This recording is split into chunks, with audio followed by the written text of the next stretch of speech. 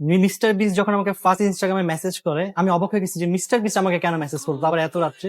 তো আমি ওর আইডিতে ঢুকে দেখলাম যে আসলে এটা রিয়েল আইডি, ব্লু টিক ছিল সাথে।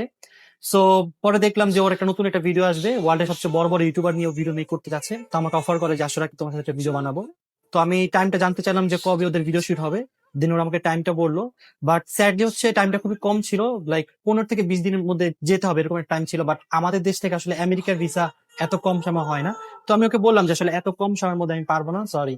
তো বলে তুমি একটু ট্রাই করে দেখো। তো আমি বললাম যে পরে বললাম আচ্ছা জানাবো। পরে পরদিন আমি আমার টিমের সাথে কথা বললাম, পরে ভিসা এজেন্সির সাথে কথা বললাম। তো ভিসা এজেন্সি আমাকে জানাইলো যে আসলে এটা এত কম সময় পসিবল না। তো আমি ওকে না করে দিলাম। ওর টিমের সাথে আমার কথা হচ্ছিল, তো টিমকে আমি না করি। তো টিমকে না করার পর ওর টিম আবার মিস্টার বিস্টকে জানায় যে আসলে রাকি বলতেছে না। দেন মিস্টার বিস্ট আমাকে পরদিন আবার রিচ করে, বলে না তোমার ট্রাই করা লাগবে, তুমি ট্রাই করো, আমি যা যা লাগে তোমাকে দিচ্ছি, invitation letter A to Z যা লাগে দিই, তুমি ট্রাই করো। দেন আমি বাংলাদেশ থেকে ট্রাই করি, বাট স্যাডলি আমি ইমার্জেন্সি যে স্লটটা সেটা পাইনি, এই কারণে আমার ভিসা করা পসিবল হয়নি। বাট ইনশাল্লাহ ফিউচারে যাবো।